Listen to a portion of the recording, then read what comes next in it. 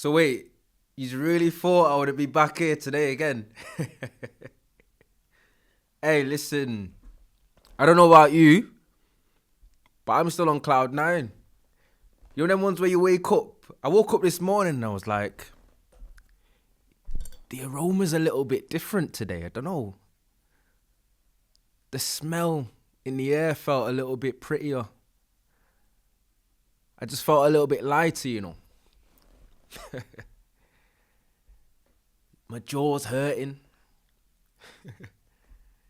My eyes watering. Hey, I must have watched them United City highlights about 10 times. I've watched every clip, every TikTok, and I'm not even on that app like that. Every reel, every reaction. Because that last night, not last night, that yesterday. See, I'm drunk. You know what it is? I wasn't even going to show you, but if I tell you, man, what's in that, yeah, obviously dry jan and all that. But I had to let one go today because I'm a little bit excitable. Because yesterday, that was Manchester United. I know you can always come on here and be like, yo, false dawns and it was just one game. That is the best United performance that I've seen in years. I used to say Ten Hag's 2-0 win at home against Tottenham, but based on the calibre of opponent, everything that's going on, and on both sides of the ball,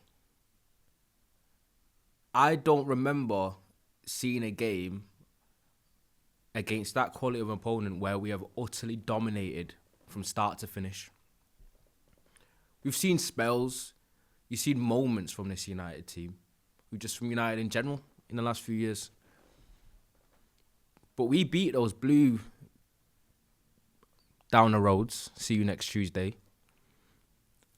And it honestly could have been 5 or 6. 2-0 flatters them. We were on an absolute different stratosphere, different planet, different solar system to them yesterday. They did not know what hit them. And what made it all the more sweeter was the fact it happened at Old Trafford and you could feel the energy and the verve of the crowd and the way it kind of resonated with the team. It goes beyond just how we played on the pitch. I talked about all the performers. I think everyone to a man was excellent. Apart from Delo, obviously. But we ain't here to talk about the negatives. We're meant to be flourishing in what we saw. You know what? I wasn't meant to do a video. I just thought, I'm going to come on and I'll speak about it. And I'll just kind of like bask in the joy. Because you can always be someone that talks about perspective and that. And I used to always feel like I'm that type of person. But when you see your team put in such a spirited, unified, DNA United coded performance like that,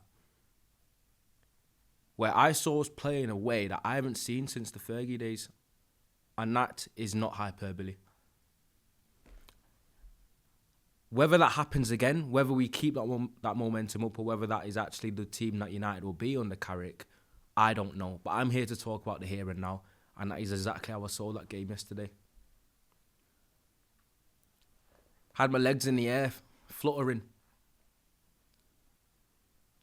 The euphoria that I've had, that's basically carried on from yesterday, that is what football's all about. That is what being a United fan should be about. It shouldn't be about the doom-mongering. It shouldn't be about the doom and gloom and the constant disappointment. I think we've had a tough decade or so, and we deserve moments like that. We deserve matches like that. They're the type of moments that live. They're the type of games that live in. They become core memories. And no matter what happens going forward, that performance I'll always remember and be like, I enjoyed that. because we haven't been able to say that very often. It's just the intensity, the passion in our defending as well. Man City's biggest ever XG defeat in history. That is against a cheating, oil-fueled, dynastic Pep Guardiola Man City, by the way. That United have done that too. There is no damning that type of praise. There's no damning praise after that. I could be upset that it's 2-0, but you listen. You know when you're... The thing is, I'm actually looking forward to Arsenal. And if I'm going to be open and honest and candid, I've gone into so many United games over the past couple of years, and especially the past 14 months, and I've not looked forward to them. It's been a horror show. The week build up to matches, you just got this sense of dread. Now I'm excited. Now I'm expectant. Now I'm encouraged. And that's why I'm not doing dry Jan today. If you actually want to know what I'm drinking, by the way, it's Chambord. That's what we're on. Get on that. Because I'm excited to see what we can do in the next few games. We're going to have some more litmus tests coming, but when you watch 11 players play as well as they did, minus the low, and then you see the players come off the bench and do their part, and have that sense of togetherness, that sense of structure, taking the game to the opposition. We absolutely took the soul from Manchester City yesterday. Not that they even had one in the first place. And we saw yesterday what this squad of players is capable of and what the actual ceiling is, and not what the ceiling that people used to tell us it was under the previous manager. And obviously that does fall to some of the players, of course. You got to have that kind of professional pride about yourself and performing week in, week out, and have that consistency. Because that's what the best players do. But you've seen the talent level that's there. You've seen what Kobbie Mainoo is capable of.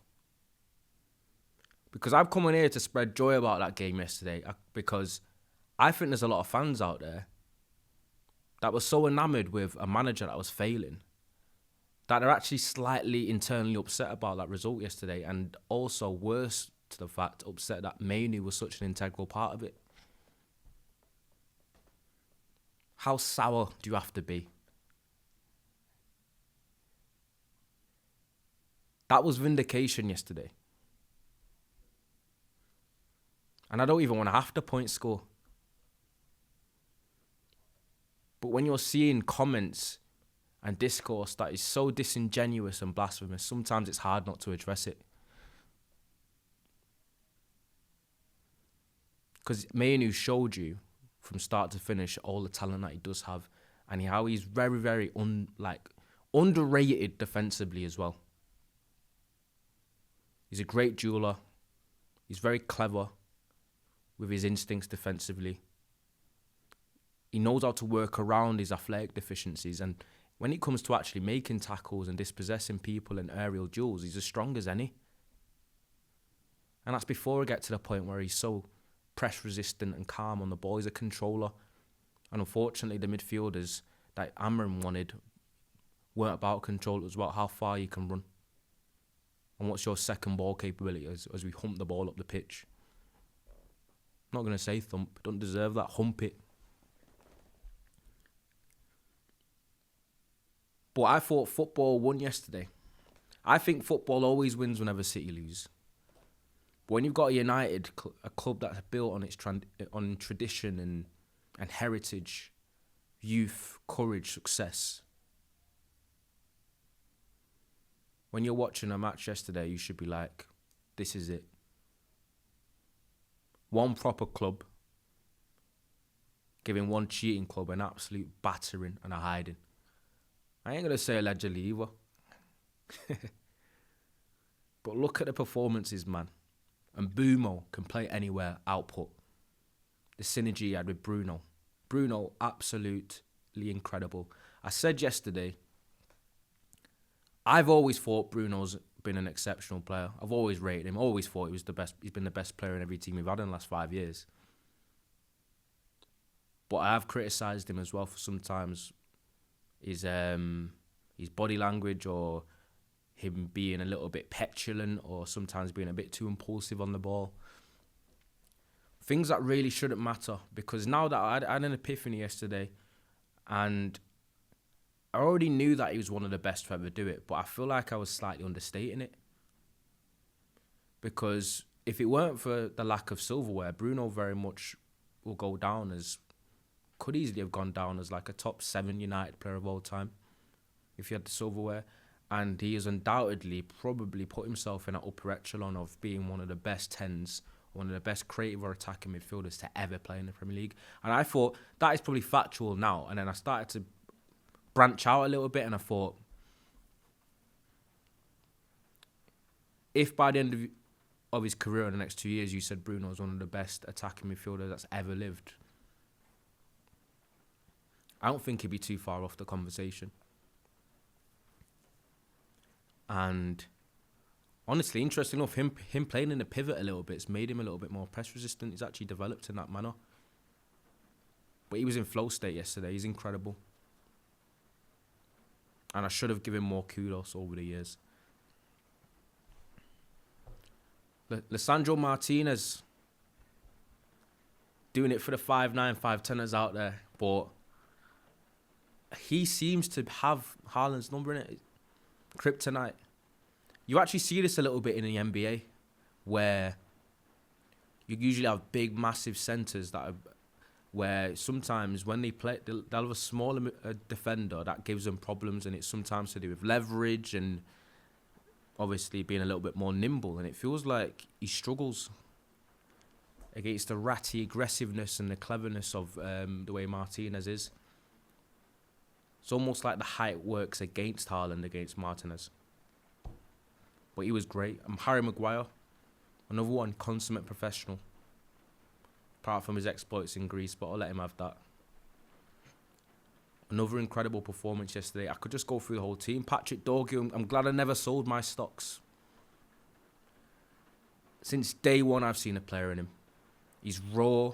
He could be a bit iffy technically in the past, but I thought he was platformed absolutely terribly under Amorim. And there's a reason why he wasn't just looked at by United when he was at Lecce. He was looked at some of the best teams in Europe, including Arsenal. It's just about us developing him, but he's a good kid with a good character, and he's an extremely hard worker, and his athletic base is incredible. And that is a great starting point for a fullback in the Premier League and the way the game is today. And you show he does have ability as well. And if he does improve, we have a serious player on our hands, and I've always thought that. Even at left back, he'll be a top left back. He can be a great left winger as well in games where you need a little bit more defensive stability, like we did yesterday. And he's a willing runner. I know where people like technicality over runners, but runners are very important the way the game's played today. We found that out quite often over the years. I'm just grinning, man. And Bumo, you know that's my guy. Cunha getting an assist off the bench. Casemiro playing like he's 26 in his prime Madrid days. Casemiro's another one where when his United career is all said and done, you're going to look back on it and think he probably borderline was a successful... Not borderline, probably one of our few success stories as transfers quietly. Playing in an unstable team, unstable environment, past peak, post peak. And he's still been a great player with some really top performances. And I think he's actually added other things to his game since he's been here, especially from an attacking sense. Le Mans clean sheet, already halfway under Carrick to the amount that we had under Amorim in the last 20 games. Luke Shaw, left back, winding back the years. This is the longest he's been without getting injured. Everything's just looking rosy, innit? Is this utopia or what?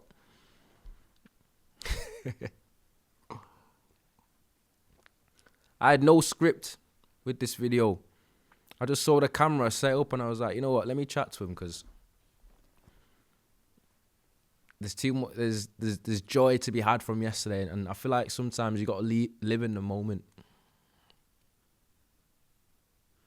I know we could look forward and be like, oh, we got the Emirates next week. And yeah, I'm the type to do that. But for now, I'm just going to bask in this rosy happiness that I've got going on right now. Because I can't explain the feels that I was getting watching my team yesterday. There were so many forays and attacks and pieces of play going forward, which was just... Because we've had this talk and there's been this shutdown about United DNA and we need to get rid of it and it's a buzzword. But that performance and the way we went out about it was a real slap in the face to people that were saying that. It was needed. The football gods looked at it and thought, you know what? They need to chill. Have that. Roy Keane going after Carrick all week. He needs to wind his neck in as well. I just want to see my team win. And nothing makes me happier than when we do. And I'm seen as a negative one. I just get really, really upset and really annoyed when United are losing.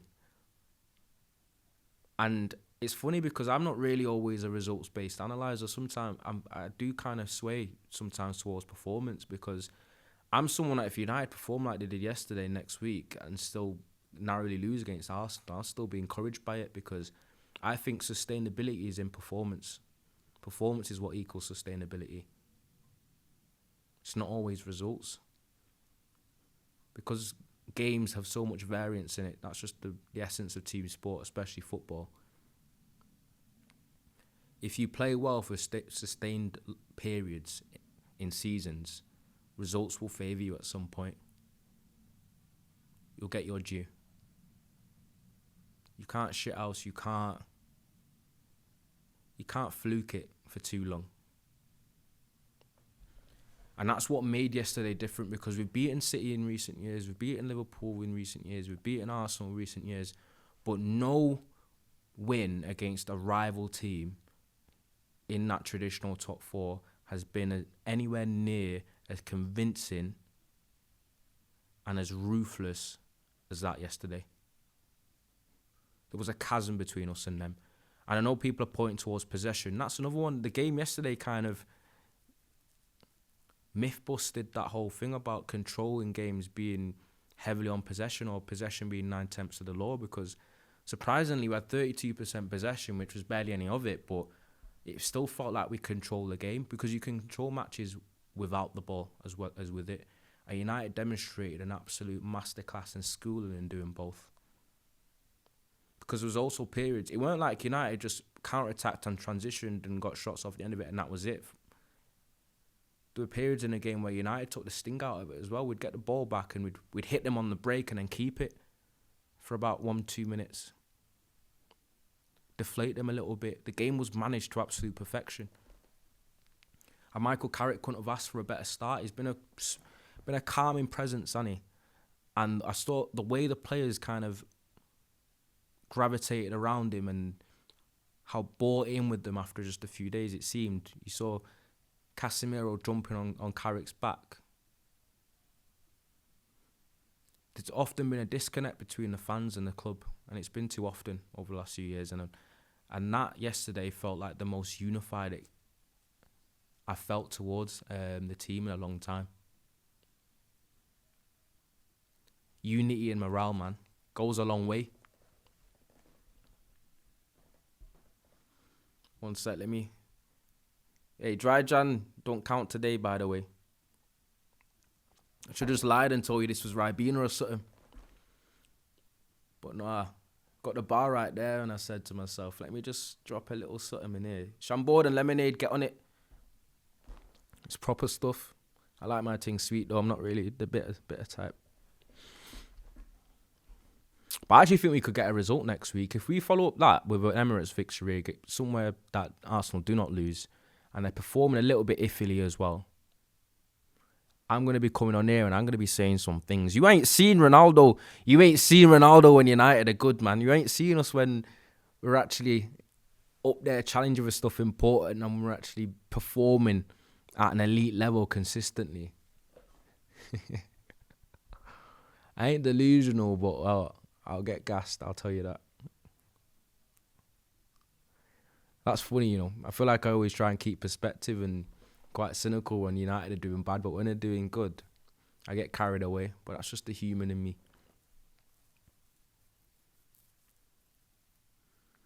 But a proper team performance yesterday. And enjoy it, everyone. Enjoy it. Don't let the doomers or the people that are still wedded to Amorim go in and trying to like shit on the win. I don't know how you can watch United batter your rivals and still be a little bit salty about it because the gaffer he was attracted to and in love with is gone. Do you know what I mean? Sometimes you just got to move on. And I think the best way to do it is smashing City in that way with the interim after him. And I'm hoping that United can take top 4 because we've got Fulham coming up for another good team. Teams are going to start to get a little bit of tape on how United operate under Amorim as well. We've got a lot of tests to come. The Premier League's a gauntlet. It's scary. But that was a great start, man. And yo, listen, I've started Invisalign as well. You know, I might have started Invisalign at an accurate time. Do you know what I mean? I might have to grab it one sec. Let me try and grab this because I'm gonna put it on after this. I can't speak with it. I'm start stuttering, but I've got 6 months Invisalign. Gonna transform my smile in it, and it might be the right time because by the summer comes around, depending on if United finish top 4, whether it's Carrick or we get it, or we get a really good transfer window, and you got the World Cup obviously, and United dip in the market and sign a couple more midfielders. Having my smile transformed, you know, it might be just in time because I'm gonna be smiling a lot in videos. But right here, they hurt though. But nah, listen, hey, I just came coming here to waffle, just to enjoy, because there was something in the air that was telling me to do the vid, and just to kind of talk about what I witnessed.